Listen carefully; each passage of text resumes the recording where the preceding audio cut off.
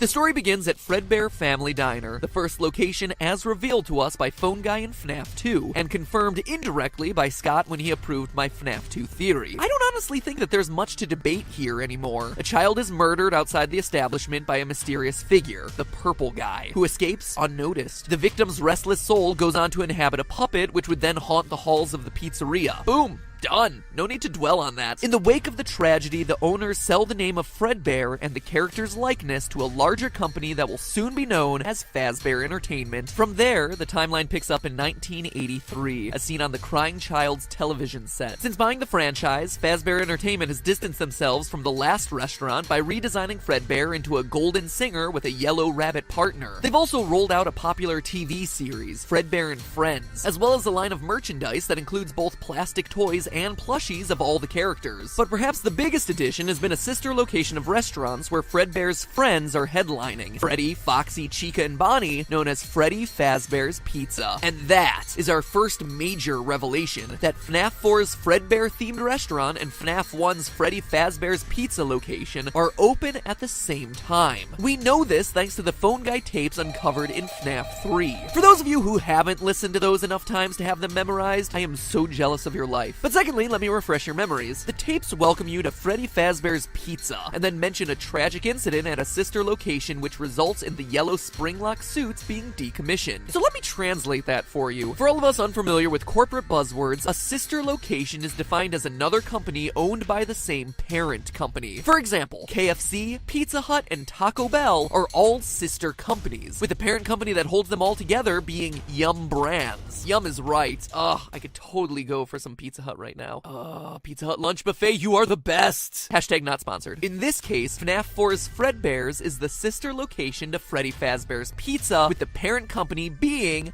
Fazbear Entertainment. Corporate structure for the win! What all of this means is that the unfortunate incident that Phone Guy mentions in the FNAF 3 tapes is the crying child getting chomped, which in turn is the inciting event that causes the two recently delivered yellow suits to the FNAF 1 location, the Golden Freddy and Golden Bonnie suit Phone Guy talks about, to be stored away in the location's safe room. At this point in the timeline, still open and hidden in the back of the restaurant. Enter Purple Guy. Shortly after the yellow suits get decommissioned, more FNAF 3 tapes reveal Phone Guy warning employees to not bring customers back to the safe room and to stop moving the yellow Bonnie suit. In the following days, the safe room gets sealed with the request to, quote, not tell family, friends, or insurance representatives. Now, Phone Guy may be unaware of what's happening here, but we're not. This is June 26th, 1983, the date of the missing children incident we learn about through the newspaper clippings pasted on the walls of FNAF 1, where, in the middle of the day, an employee dresses in a costume, lures 5 children to the back, kills them, and then stuffs their bodies into the suits. Although he's caught and taken into custody, the fact that all of this takes place in the restaurant's safe room, which remember are invisible to animatronics and security cameras, means that the actual murders aren't on camera. As such, the bodies of the children remain missing, hidden in the suits, and the killer can't be charged due to a lack of evidence. This is all represented in the game by the Foxy Go Go Go minigame, where the layout of the game parallels the layout of the FNAF 1 location. Pirate Cove, to the right, a dining area. And as we see in the Give Gifts, Give Life minigame from FNAF 2, the puppet saves the kids by giving them life inside the animatronic suits. So now at this point in the timeline, we have Freddy, Foxy, Chica, Bonnie, Golden Freddy, and the puppet alive and well. Well, not alive, dead, and then reborn. You get the idea. Also, the company closes up the safe rooms to avoid all liability for the murders, and eventually the pizzeria is closed and the old animatronics retired due to the health conditions of the restaurant. As we see once again in the newspaper clippings from FNAF 1, the smell of rotting bodies inside the machines starts stinking up the place. So now let's pause there for a second. Up to now, everything has been pretty well substantiated with evidence, but before we get too much further, let's take a minute back with the crying child. Remember, one of my biggest concerns about Dream Theory is that the crying child is scared of the yellow suits, but there's no real good explanation as to why. So what if the reason the crying child is scared of the yellow suits is because he saw the missing children's incident? What if he saw the employee dressed up as a yellow animatronic luring the children away? Yes, this would mean that the missing children's incident would happen before the yellow suits are retired and before the kid gets bitten, but it's a theory that works for a lot of different reasons. First, he's always at the pizzerias, especially towards the end of the day, so he'd definitely be in a position to see something like this. Second, it explains his irrational fear of the yellow suits because he saw people get taken to the back and never return. Third, the lines of "remember what you saw" and "you know what will happen if he catches you" that psychic friend Fredbear keeps repeating makes a whole lot more sense now. And finally, and perhaps most importantly, look at this line. "These are my friends." If this were indeed true, this line takes on a whole new meaning. I always thought that line was weird. Like, what, they're your imaginary friends? I suppose, but then why would his collection of plushies just be with him when he dies? Why is that such an important detail that Scott chose to include? It wouldn't be, really, but what if they were literally his friends? That he knew the kids who went missing and got stuffed, and the plushies being there in the final scene represented not his plushies, but the spirit of his friends, the ones possessing the suits, being there with him as he dies. Now that gives you a reason to be scared of this restaurant. But we can take it one step further. There's one more issue with the crying child we've yet to cover. What happens to him when he dies at the end of FNAF 4? My original theory put him in the puppet because of design details, but in retrospect, that was wrong. Reddit user 3IEYIJ 3IEJ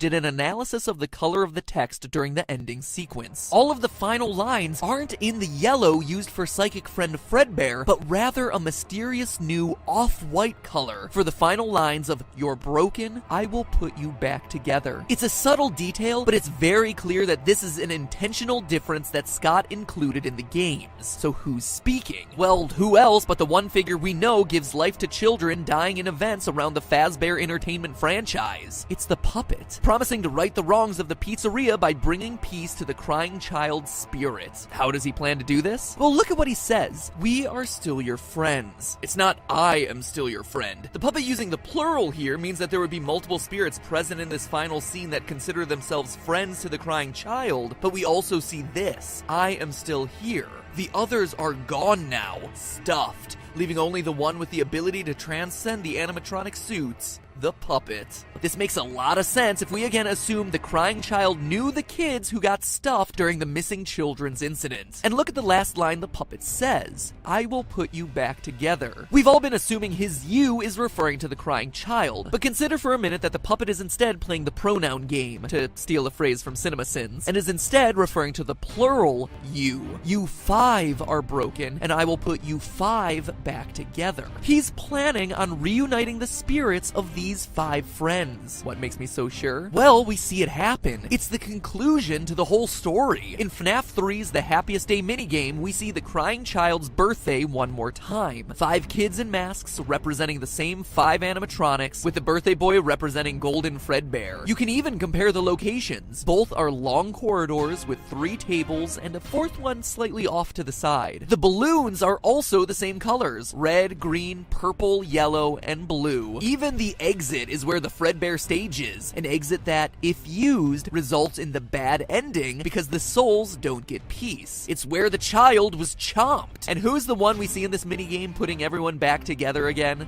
The puppet, just like he promised the boy he would do on his deathbed. And here's the best part. How do you get to this minigame? Well, by playing through a bunch of others, including the Stage 01 game, which you access by typing the numbers 395248 into the wall. Why are those numbers important? It's the hexadecimal code for the color of purple guy, only it's backwards. It's Scott's way of showing that the puppet is actively trying to reverse the work of the purple guy and the atrocities committed inside the walls of Fazbear Entertainment pizza places. From here, the rest of the story is surprisingly straightforward. The pizza chain reopens during the summer of 1987 in FNAF 2's bigger location. Fazbear Entertainment rolls out the toy animatronics based on the character models of their merchandise, allows them to free roam, and even equips them with facial recognition software as added protection against child murderers. I mean, there's definitely a pattern being established here, so good on them for taking preventative measures. However, as we all know, it's not enough. As we hear about from the phone guy and see in the Save Them minigame, the purple guy, now the daytime security guard, kills 5 more kids within the walls of this restaurant. When the puppet enlists the help of the possessed Freddy animatronic to save the kids, the purple guy responds, "You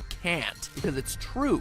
they're already dead. That said, a case can be made that the puppet successfully gets these 5 souls into animatronics too. Notice that before this, 6 characters were possessed, but now there are 5 new animatronics in this location. Toy Bonnie, Toy Freddy, Toy Chica, Mangle, and Balloon Boy. 5 spirits for 5 robots? Quite the coincidence, don't you think? Additionally, we hear from Phone Guy that around this time, the toy animatronics inexplicably become more aggressive towards adults, but stay friendly towards kids. The only explanation here is that the 5 new child spirits are given life in the new toy suits by the puppets, but these spirits are angry. The pizzeria is gonna close, but not before one final birthday party, where angry and eager for revenge against their killer, these newly created, possessed toy animatronics lash out at their murderer, the Purple Guy, who they know as the daytime security guard. Except, bad news, Purple Guy is long gone. He did his business and got out. In his place is Jeremy, night security guard moved to the day shift, wrongfully attacked by a vengeful toy animatronic the day of the birthday, losing his frontal lobe and coining the now iconic Bite of 87 moniker in the process. This causes the location to be shut down and the toys to be scrapped. Animatronics from here on out are no longer allowed to walk around, and with Jeremy out of commission, Phone Guy volunteers to take over the position of Night Guard. Which brings us to our conclusion. The story comes to a final head in 1993. We know it's that year because of the minimum wage rate at the time, as well as the 11/12 date on the check. It doesn't matter if you're working night or day shift, all workers get paid on Fridays, and November 12th, 1993 landed on a Friday. It just fits. So Fazbear Entertainment tries to reopen the FNAF 1 location with the original animatronics and Phone Guy as security night guard. With the restaurant reopened one final time, we see this scene, where the puppet is waking up the spirits inside the animatronics one final time. It's time to get their revenge on Purple Guy at last. Phone Guy gets killed, and as we see in the final news article on the wall, no one comes to the restaurant because of its dark, tragic history, with the franchise closing at the end of the year. Sometime after, Purple Guy returns to the building, dismantles the suits, but in doing so, unwittingly unleashes the spirits of the dead children, who attack and kill him, and if they're reunited by the puppet in Happiest Day, finally receive their peace. Well, that is until Fazbear Fright opens and unearths Springtrap, but with all the other animatronics at peace, the puppet must get his hands dirty one final time, returning to burn down the building and finish Purple Guy off for good. Or not,